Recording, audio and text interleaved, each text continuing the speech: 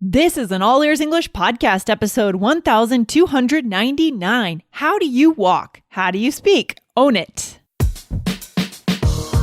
Welcome to the All Ears English podcast, downloaded more than 130 million times. We believe in connection, not perfection. With your American hosts, Lindsay McMahon, the English adventurer, and Michelle Kaplan, the New York radio girl, coming to you from Los Angeles and New York City, USA. And to get weekly transcripts delivered to your email inbox, go to allearsenglish.com/subscribe.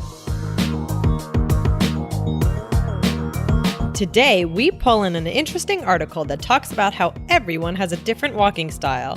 Same goes for speaking. What's your style and how can you investigate it and then amplify it for better connections? Find out today.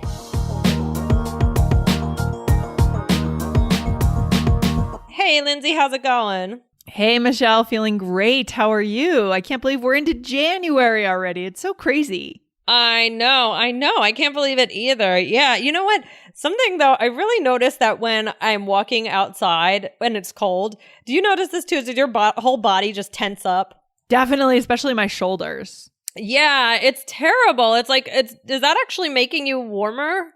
I think the body is like trying to protect itself, but I don't think it works. This is a good example of the body failing to protect itself when it's trying to. Right. Yeah. I don't feel like that actually works. It just kind of makes my shoulders hurt at the end of the day. But like, right. I noticed that whenever it's cold outside, I'm just like so extremely tense and I feel like I move differently. Yeah. Exactly. I feel that way too. I feel that way. Oh, that's the worst. But it matters the way we move, right? Or does it matter? I don't know. I guess that's what we're going to talk about today. You know what? I think it does matter. And this is for someone who, remember I told you I was doing physical therapy. Yeah. How's it going? I actually finished. So I now I have my exercises to do home and I have to do at home and I have to stay motivated to do them. Good. I'm glad to hear that. That's cool. I don't want to ruin it. It's interesting. Yeah, that sounds like a good project though, to focus on the posture. I need to do it too. Yeah. Oh, really? You think so? Probably. I think yoga helps because it elongates your spine, but I think having like a class where you're really saying like, I'm going to get better at my posture, that would be helpful. Yeah. It's a huge goal of mine. I mean, Lindsay, do you think that there are any unique ways about unique features about the way you move? Oh gosh, yeah, kind of. Like the way I walk, I have kind of knock knees. What does that mean? Knock knees means that my knees kind of turn in. I was actually born with it's not that obvious. If you really look at me when I'm walking, you'll be able to tell. It's not that big of a deal. I'm able to run, and everything's normal. But when I was born, the doctor said, oh, she has a slight in abnormality in her knees. We can break her knees and then reshape them, or we can just let it go. And it really doesn't matter that much. But it's kind of starting to create some hip pain and some knee pain. So yeah, but it's not extreme by any means. Like you'd have to really look for it. So that's really interesting. Wow. Wow. Okay. Well, I wasn't expecting that. Yeah. I feel like people would know me people who are close to me, I feel like, they know these features about me. For example, my right foot always kind of moves out to the side. Like my toe is it's kind of at a 30-degree angle. And my physical therapist was always commenting on it. That is just kind of the way I'm built. I'm straightforward. I have one toe, and again, it's not that obvious, but, yeah, definitely. And then also, I don't know, when I go bowling, which isn't that much, I'm the worst bowler in the world, but I can't just put my hand back and then move it straight forward. I always go to the side. Interesting. Huh. Okay. Well, so I don't know if it has anything to do with that foot or everything's off whack or whatever, but also when I run, one of my legs kicks out, and people always used to make fun of me for it. So I got a whole mess of stuff going on here, guys, but it's nothing too obvious in day to day, but I definitely think I have some interesting movement features. Interesting. I think everyone has this. Yeah. Everyone has a weird quirk. We could call these quirks, right? right? They're not like disabilities, not by any means. I mean, that's way too extreme of a word. These are just quirks that, the people that love us, they love us for it. They love that part of us. And it's just something that makes us different, I guess. Yeah, definitely. So in a second, we are going to get into an article that you sent me, Lindsay. But before that, we want to remind our listeners that you have to subscribe to. Yes, Lindsay, what do we want to tell our listeners today? Yeah, guys, it's a new year and we do hope to build the Android version of the app this year, but we don't have it yet. That's going to be a big project and we hope to do it, but we don't have it now. But you can still get the transcripts if you're on Android or if you just want to read them by email, if you prefer that instead of the app.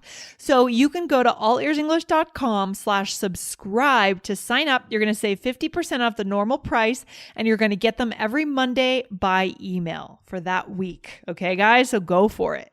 Awesome. All right. So yeah, Lindsay, everyone kind of has their own way of moving. And what interested you in this article? Why did you think that this was something that was interesting? It just caught my eye. I like to flip through the New York Times and they always have interesting stuff. And I think it might be helpful for our listeners. Well, first of all, I thought movement, that's something that brings us all together as a world culture, right? We all move in our own weird ways and it kind of transcends language.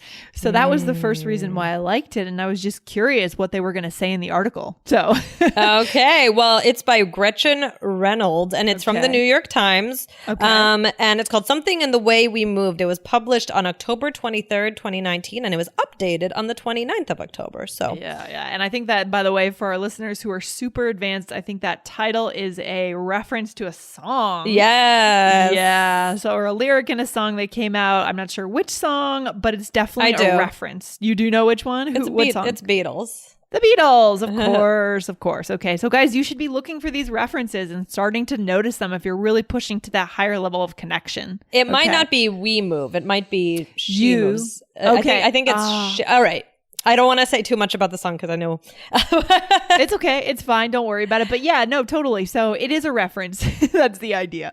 That's right. So maybe it's to that. So anyway, so we're going to get into it. So guys, I mean, I looked into this article and I thought it was really interesting. So we're going to talk about it today. We're going to give our thoughts and ways, style. It's not only about movement. We're going to talk about speaking as well. The article is about moving, but we're going to talk about speaking as well.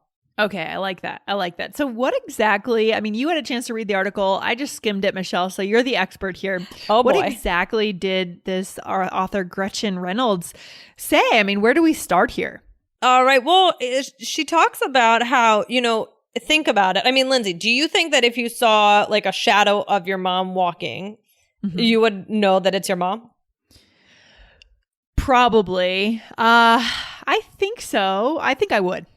Yeah. Yeah. I think I could recognize Dan, my husband. I think I could recognize him because I feel like his walk was something that I always commented on, like when we were dating early on. Oh, so really? I feel like I could identify him. But I feel like maybe I can't always, maybe I wouldn't be able to tell by if I saw someone in the dark, but I could. Did you ever feel like you knew who was walking in your house based on the footsteps, the sound? That no, but no? I don't think so. But definitely, probably seeing like a silhouette of them walking, I could probably identify it. Yeah. Yeah. Well, the article was talking about how you can actually probably recognize someone by their walking style, like if you know them well. But it says that many things can kind of change the way we walk. So it can be difficult. So like if you're wearing a different kind of shoe, if you're in pain, whatever it is, some sort of other factor. And a published study in the Journal of Applied Physiology now shows that really everyone does move in a different way. They use their muscles differently. So it's kind of cool to really know that. And you can read more in the article. And it talks about how this can actually help with movement in the future, and that there are different things that we can learn from it in terms of our bodies and other things. So definitely, I'm just giving you the real basics, guys. So head over to the article and read more about it. But it is really interesting. Yeah, I love that idea. And I like that idea, the idea that everyone's really unique. So there really is no correct way to walk. I've always felt like with my knock knees, now that every one of our listeners knows this, it's kind of embarrassing, but that's fine. I've always felt like I've watched other people walk and I thought, oh, they're doing it right. Like everything's aligned properly. Their knees don't turn in, they don't turn out, nothing wrong with their ankles. But sounds like there is no real right way to do it. And I feel like that probably transcends across other aspects of life too, or translates rather. Not translates. Right. Definitely. I think, I definitely, whenever I see somebody with a really, really good posture, I'm like, oh, that's so good, you know? So I feel like I really notice the way people stand and move just because, you know, sometimes when you're kind of like self-conscious about something that you do, yeah, like you said, you kind of notice others. Yeah, for sure. It's your last chance. If you missed the web class on Friday, then we're doing it again today, Tuesday, January 21st at 4 o'clock New York time, 1 o'clock LA time. Learn how to be fearless in English when you start conversations this year. Join us, guys. Go ahead and sign up now at allearsenglish.com/no fear. See you today. Yeah. And so as we were saying, you know, this is also, we're going to talk about speaking today, guys, and how you have a unique speaking style as well. So with movement, you know, we have our unique style, but also, you know, guys, because we're all ears English and we are working on our language, let's talk a little bit about how, you know, this might relate to speaking. I mean, I don't know that the people in the study would say that, but I'm going to say it. Yeah. I think there's something really intelligent in the act of understanding our personal style, observing it, and then kind of owning it, right? I mean, it's kind of like when, as a team, we did the Strengths Finder last year, right? We evaluated what our unique strengths were and how we could use those on All Ears English. This is kind of what that's like too. What is our style? Then how can we own it? And then how can we amplify it? Right. Exactly. So, I mean, how is like the movement style? I mean, do you think movement style and speaking style, do you think there are any similarities between those ideas of having this unique style?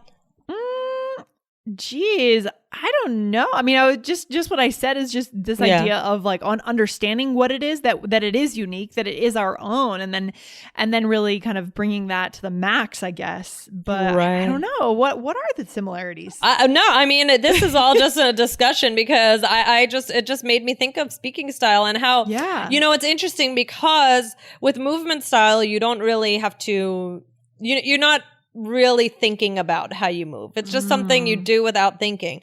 And speaking style is actually in many ways the same, unless it's a special circumstance. However, if it's not your first language, you know, we've talked about this before, you know, developing your personality in another language. And now you have this, maybe you have this speaking style in your first language, but now to learn another language, that's a different story.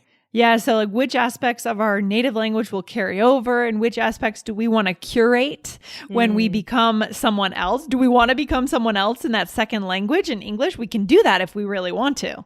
Right? Exactly. So guys, let's talk about this. How can you show your unique style in another language? Yeah. So Lindsay, what's one thing you can do? Okay. So this is one thing we really try to help you with on this show, guys. It's learn many ways to say the same thing. And this is really important, especially for our listeners, for you guys who are trying to push to that advanced level and really connect. Right, Michelle? Yeah, definitely. Oh my goodness. You know, we always talk about our personal vocabulary. Like I'll say, oh, I say this, and Lindsay will say, I don't say that. My dad says that. And I said, oh, I say that. What do you mean? Right. Yeah. So, you know, this is why we talk about that on the show is to really help you guys understand that people are unique in the way that they speak. No two people are going to say the same thing exactly alike. We're like snowflakes. Oh, that's so beautiful, Michelle. Thank you. I love it. Okay, so what would be the next thing then that we can do to show our style in another language? Well, guys, you got to choose which words speak to you and know why, right? Ooh, okay. What does that mean? well, do you like how something sounds, right? Do you want to be a sarcastic person? Are you more sincere? You know, you have to develop your personality in English, right? Like sometimes I feel like we're talking on this show and one of us will say a word and we'll say, oh, I like the sound of that word. Or I feel like that sounds very cool. Or that sounds like this, right? So choose what does this sound like? Maybe you just like the actual sound of a word, or maybe you've heard it on this show and we talk about who might say this word, what generation, whatever it is. Or if it's more sarcastic, funny, whatever it is. And then you say, do I want to choose this for my personality? Exactly. And this is where learning English gets fun, guys, because you're beyond the level where you're just grasping after words. You know, you can make a choice now and you can, like I said before, curate the way that you sound or want to sound in English. That's where it gets really fun. But we need to make sure that we're writing down the words or we're keeping track of the words that we're learning, right, Michelle? I mean, I think that's where, honestly, where our iOS app comes in, right? Because, Michelle, you curate a list every week of power vocabulary words. Right? I do. In the app. Right. So you have a ton of things to choose from. So that's why, you know, sometimes we do these episodes where we're like, oh, many different ways to say the same thing. How else can we say something? That's why we do it, because we don't want to be boring. Right. And then how do we take it to the next step and remember those when we're actually in conversation? And that's one of the biggest challenges that our listeners have. That's why if you do use the app, guys, you get to choose which words to look up to learn the definition and which words you want to save to your personal power list. So to get the app, go to allearsenglish.com/bonuses, and that's on your iOS device. Just a side point here. But yeah, that does fit in really nicely, I think. Yeah. And what's another thing you can do, Lindsay? All right. So listen to those who you want to be like. Okay. So we've talked about doing this before. We've even talked on the IELTS Energy podcast, our other show, about doing this on the speaking test, mimicking someone or pretending to be someone else in the speaking test. There are a lot of reasons why we might do this, but how would we do it, Michelle? Right. Well, you know, listen to those that are inspiring to you. Maybe you like a certain character. Maybe you have a professor you really admire, or a coworker or a friend, and you say, oh my gosh, my friend is so funny. I want to make sure that I can sound like them, or my personality maybe in my first language is similar to this, but I want to make it like this in English, right? So try and pick out specific things about the way they speak. What do you like about it? Maybe not only the words, but also how they speak, express themselves, right? That goes to intonation. Cool. I like that. It's so good. And it's really about, what I like about all of these tips is that it's about being active and be like initiating this change for yourself. Right? It's not passive. Exactly. And then finally, Lindsay, we have to practice, you know. Of course. We always have to practice, Michelle. We can't leave that out. Of course. You know, you don't have to choose right away, and there's not a right or wrong answer. You know, you have to try out different words, idioms, try out different ways of saying things, different intonation patterns, and see what resonates with you and what makes you feel kind of this click where you feel this match between the words you're using and yourself, your true self, because that's the goal.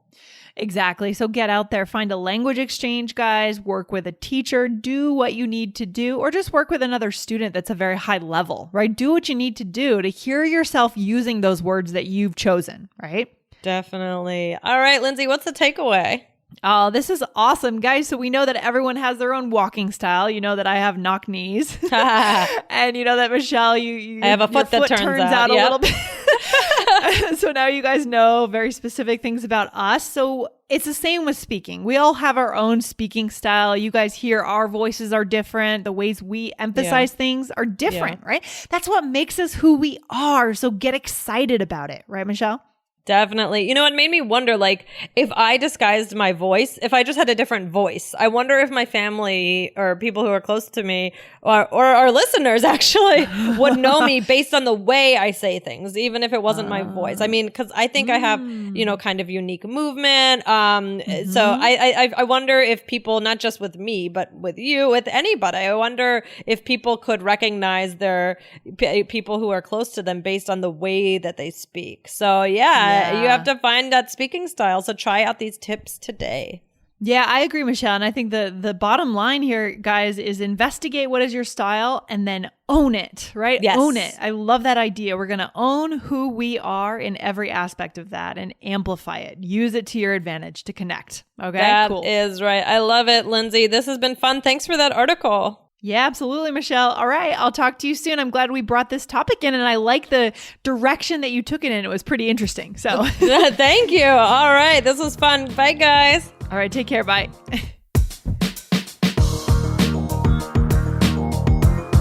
Thanks for listening to All Ears English. If you are taking IELTS this year, get your estimated band score with our 2-minute quiz. Go to allearsenglish.com/myscore.